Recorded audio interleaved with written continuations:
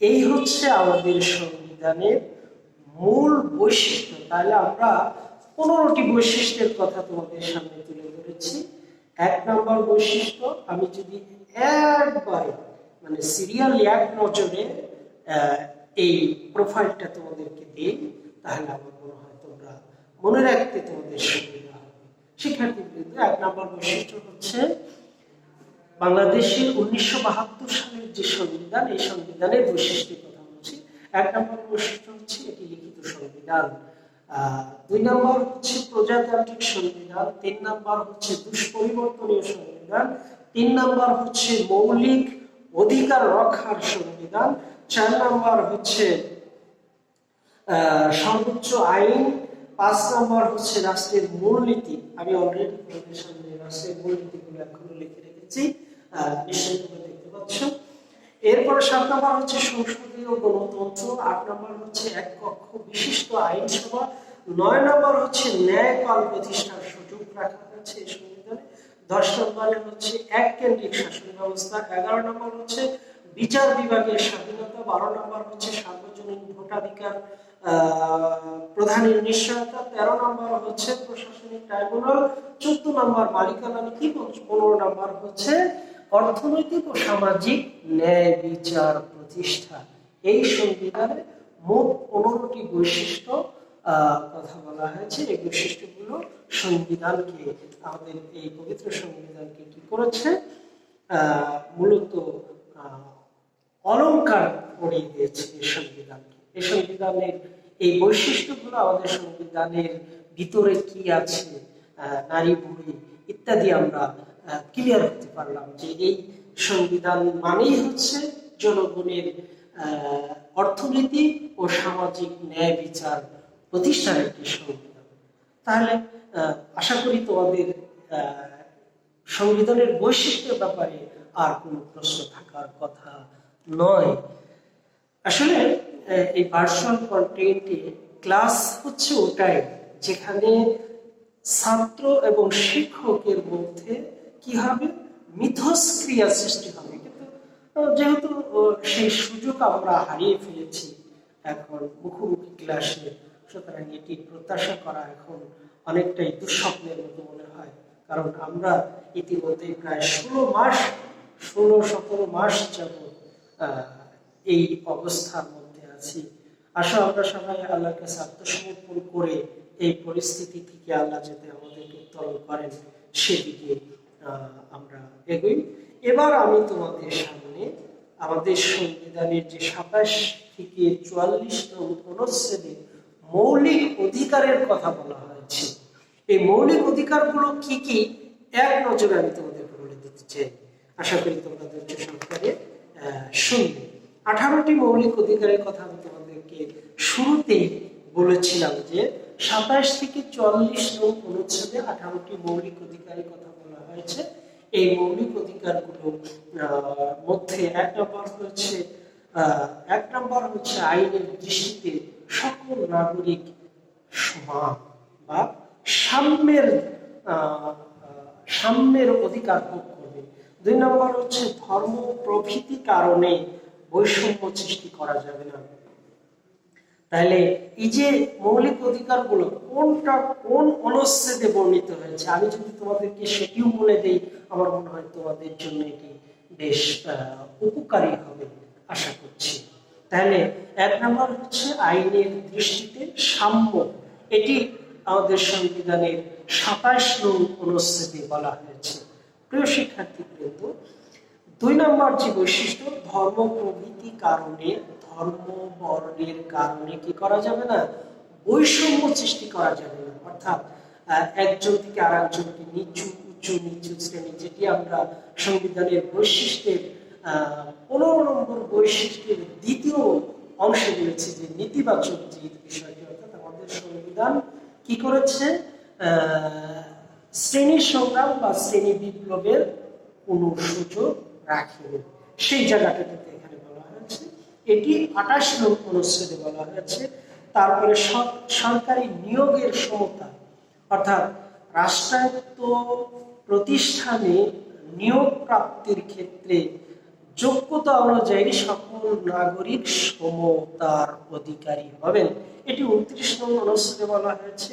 এরপর উপাধি, একজন নাগরিক পৃথিবীর বিভিন্ন দেশ থেকে বা স্বদেশে বিভিন্ন উপাধি পেয়ে থাকে, যেমন জাতীয় অধ্যাপক, তাই না?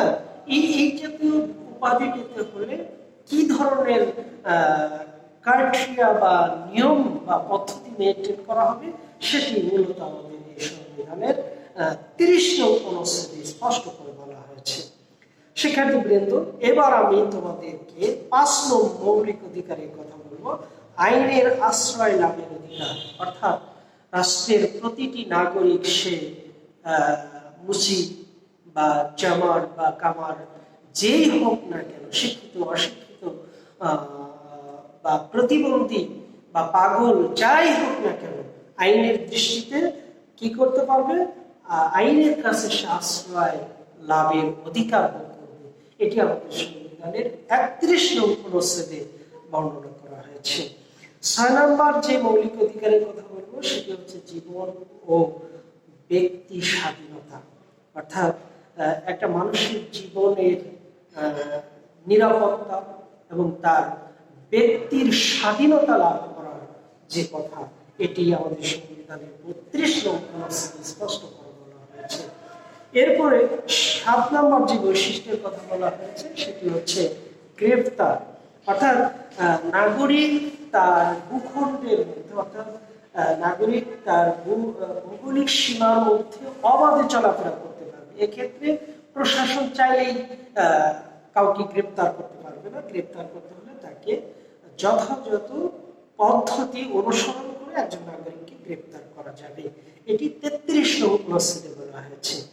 8 নং মৌলিক অধিকারের কথা বলতে গেলে জবরদস্তিমূলক শ্রম নিষিদ্ধ করা হয়েছে। অর্থাৎ একজন মানুষ তার স্বাধীন মতামতের ভিত্তিতে স্বাধীনভাবে শ্রম, অর্থাৎ সে কি শ্রম, সে রিক্সা চালাবে না মাটি কাটবে, না দিন মজুরি করবে, না সুইপারগিরি করবে, নাকি সে পাইলট হবে, না ডাক্তার হবে, না ইঞ্জিনিয়ার হবে।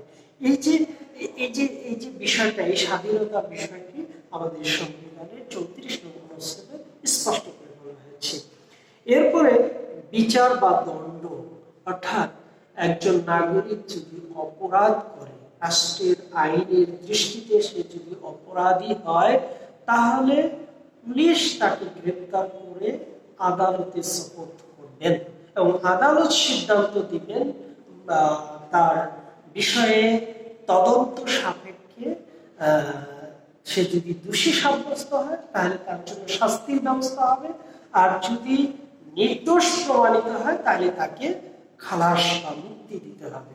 এটি হচ্ছে সংবিধানের 9 নং মৌলিক অধিকার আমাদের সংবিধান সংরক্ষণ করে, আর এটি বিবৃত হয়েছে 35 নং অনুচ্ছেদে। 10 নম্বর মৌলিক অধিকার চলাফেরার স্বাধীনতা। অর্থাৎ একজন নাগরিক রাষ্ট্রীয় সীমানা, অর্থাৎ ভৌগোলিক যে সীমারেখা রয়েছে, এর মধ্যে রাতে বা দিনে যে কোনো সময় সে অবাধে বিচরণ করার ক্ষমতা পাবে বা বিচরণ করতে পারবে। এক্ষেত্রে রাষ্ট্র কোনো বাদ সাধতে পারবে না। এ বিষয়টি 36 নম্বর অনুচ্ছেদে বলা হয়েছে। এরপর 11 নম্বর মৌলিক অধিকার সেটি হচ্ছে সভা সমাবেশ করার অধিকার। একজন নাগরিক সে চাইলে তার বক্তব্য সমাবেশ করে কিছু মানুষকে সুসংগঠিত করে বক্তব্য তুলে ধরতে পারে, বা বর্তমান সময়ে সোশ্যাল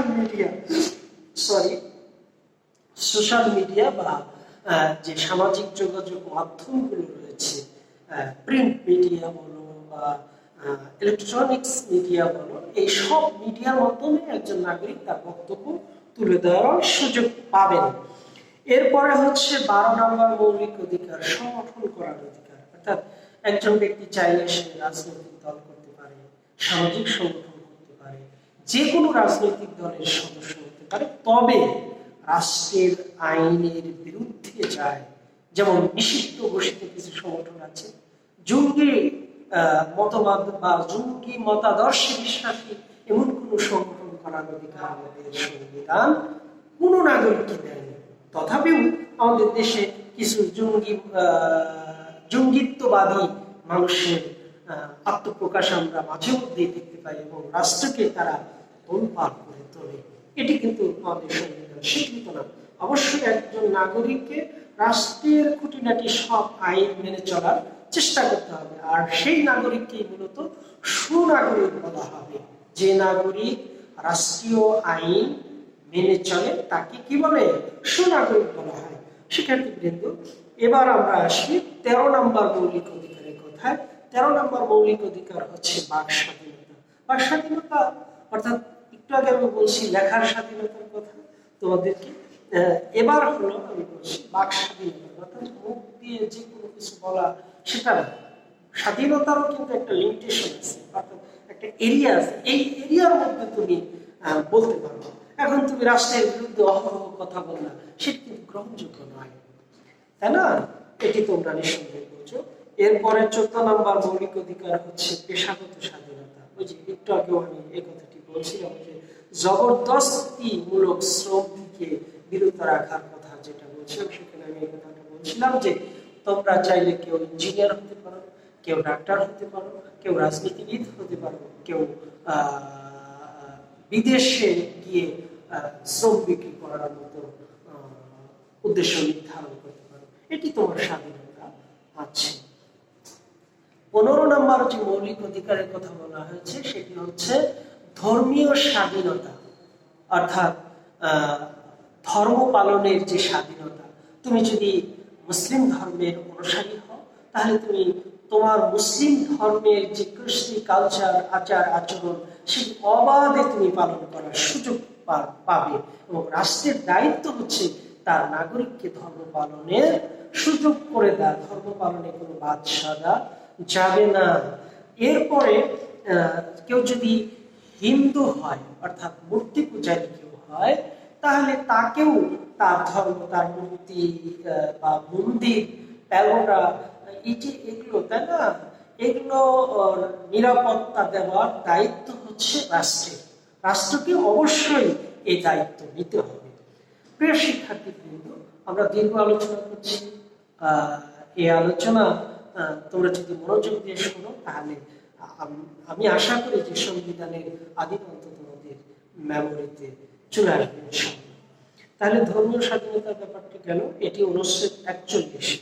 এরপরে হচ্ছে সম্পত্তির অধিকার। আমরা ওই যে আগে বলে আসছি যে মালিকানা নীতি, আমাদের সংবিধানের 14 নম্বর যে বৈশিষ্ট্য, সেখানে মালিকানা নীতি, 3টি মালিকানা নীতির কথা আমরা বলেছি। তার একটি হচ্ছে ব্যক্তি মালিকানা, অর্থাৎ সম্পত্তির অধিকার। তুমি যে সম্পত্তি তোমার দাদার ছিল, তোমার বাবার আছে, সেই সম্পত্তিতে কে কত অংশ পাবে, এটি যদিও আমাদের বিশ্বজাহানের একচ্ছত্র অধিপতি মহান রব আমাদেরকে সম্পত্তিতে কার কত অংশ সে ব্যাপারে স্পষ্ট করে বলে দিয়েছেন। তথাপিও দুনিয়ার মানুষেরা আজকে তাদের নিজেদের মতো করে কিছু সাজানোর চেষ্টা করেছেন, যেটি বাংলাদেশে মূলত সম্পত্তির অর্থাৎ উত্তরাধিকার আইন তৈরি করেছে মুসলিম পারিবারিক আইন 1961 সাল। এখানে আমাদের সম্পত্তিতে কি কি ভাগ হবে সে সম্পর্কে কিছু কথা বলা হয়েছে। আর কোরআনে স্পষ্ট করে আল্লাহ রাব্বুল আলামিন সম্পত্তি বা উত্তরাধিকার আইনের কথা বলে দিয়েছেন। আমরা যদি একজন সত্যিকার মুসলিম হই, তাহলে কোরআনের এই আইন মেনে আমরা সম্পত্তির উত্তরাধিকার নির্ধারণ করব। আর যদি আমরা আমাদের দোদন্য মনতা থাকে যে এই আইনে বেশি দেওয়া হচ্ছে, কম দেওয়া হচ্ছে, বরঞ্চ আমরা মানুষের তৈরি করা আইন দ্বারা উত্তরাধিকার নির্ধারণ করব, সেক্ষেত্রে 1961 সালে মুসলিম পারিবারিক আইন আমরা দেখতে পাবো। এরপরে 17 নম্বর যেটি হচ্ছে গৃহ ও যোগাযোগ। তুমি একই মৌলিক অধিকার হচ্ছে, আমরা মৌলিক মানবিক অধিকার যে 7টি আছে তার মধ্যে একটি হচ্ছে বাসস্থান, তাই না? এই আমাদের রাষ্ট্রের দায়িত্ব হচ্ছে প্রতিটি নাগরিককে তার বাসস্থান নির্ধারণ করে দেওয়া। কেউ খোলা আকাশের নিচে জীবনযাপন করবে না। কিন্তু সংবিধানের এই বক্তব্য আজকে দেখো হাজারো মানুষ, তাই না, পথ শিশুরা এবং অনাথ নদী ভাঙ্গা মানুষেরা ছাদহীন রাত যাপন করছে। কুকুর বা পশু পাখির সাথে তারা খাচ্ছে এবং ঘুমোচ্ছে। এই হচ্ছে আজকে আমাদের পরিস্থিতি। এরপরে 18 নম্বর মৌলিক অধিকার হচ্ছে বলবৎকরণ, অর্থাৎ মৌলিক অধিকার বলবৎ, অর্থাৎ এই যে আমরা 17টা অধিকারের কথা বললাম, এই অধিকারগুলো প্রতিষ্ঠা করার নিশ্চয়তা আমাদের সংবিধান দিয়েছে। হ্যাঁ, এবার আমি তোমাদেরকে কয়েকটি বিষয়ে ধারণা দেওয়ার চেষ্টা করেই আজকের ক্লাস শেষ করবো ইনশাআল্লাহ। সংবিধান রাষ্ট্রের দর্পণ হিসাবে বিবেচিত হয়। অর্থাৎ প্রশ্ন থাকে যে রাষ্ট্রের দর্পণ কাকে বলে? তোমরা উত্তর দিতে হবে রাষ্ট্রের দর্পণ, একটি রাষ্ট্রের দর্পণ হচ্ছে সেই রাষ্ট্রের সংবিধান। আমাদের সংবিধান কবে রচনা শুরু হয়? এই প্রশ্নটি যদি আমরা তোমাদের করি, এর উত্তর হচ্ছে 1972 সালের জানুয়ারি মাসে আমাদের সংবিধানের কার্যক্রম শুরু হয়। অস্থায়ী ব্যবস্থা গৃহীত হয়েছিল কখন? এই যে অস্থায়ী ব্যবস্থা, এটি কখন গৃহীত হয়েছিল? এটি 1971 সালের 10 এপ্রিল। অর্থাৎ অস্থায়ী সরকার, যেটিকে আমরা মুজিবনগর সরকারও বলে থাকি। কখন গণপরিষদ আদেশ জারি করা হয়? এ প্রশ্নের উত্তর হচ্ছে 1972 সালের 23 মার্চ। কখন গণপরিষদ আদেশ জারি করা হয়? 1972 সালের 23 মার্চ। শিক্ষার্থীবৃন্দ, গণপরিষদ কিভাবে গঠিত হয় এটি যদিও আমি তোমাদেরকে একটু আগে বলেছি, আবার বিষয়টি পরিষ্কার করার চেষ্টা করছি। গণপরিষদ মূলত গঠিত হয়েছিল 1970 নির্বাচনে জাতীয় সংসদে বা জাতীয় পরিষদের 169 জন নির্বাচিত সদস্য এবং প্রাদেশিক পরিষদের 300 জন সদস্য নিয়ে মূলত জাতীয় পরিষদ বা গণপরিষদ গঠিত হয়। এর মধ্য থেকে 403 জন সদস্যকে নিয়ে গণপরিষদ গঠিত হয়। তাহলে এই 403 জন সদস্য নিয়ে গণপরিষদ গঠিত হয়, কিন্তু সদস্য সংখ্যা ছিল 469। এর থেকে 403 জনকে নিয়ে গণপরিষদ গঠিত হয়েছিল।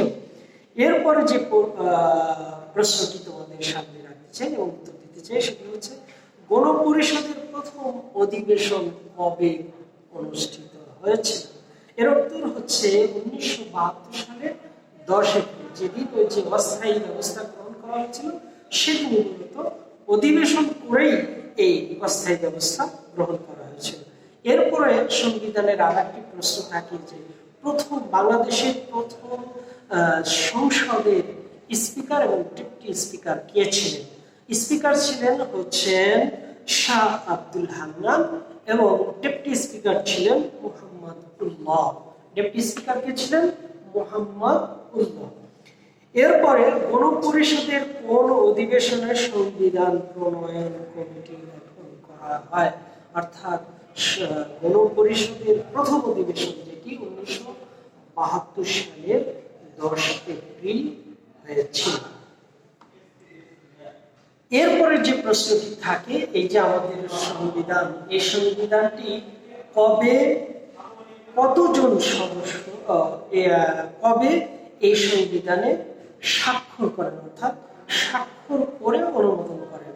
এটি 1972 সালের 14 ও 15 ডিসেম্বর হস্তলিখিত আমাদের এই সংবিধানে কি করা হয়? অনুলিপিতে স্বাক্ষর করা হয়। আর সংবিধান কার্যকরণ করা হয় কবে? এটি তো তোমাদেরকে শুনতে বলছি, আবার বলছি 1972 সালের 16 ডিসেম্বর, অর্থাৎ প্রথম বিজয় দিবসে আমাদের সংবিধান কার্যকর হয়।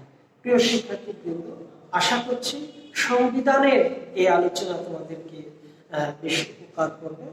তোমরা যদি এটি মনোযোগ সহকারে অনুধাবন করার চেষ্টা করো, এছাড়াও যদি তোমাদের কোনো প্রশ্নের উদয় হয় তাহলে আমার মেসেঞ্জারে বা ফোনে যোগাযোগ করলে আমি তোমাদের উত্তর দেওয়ার চেষ্টা করব ইনশাআল্লাহ।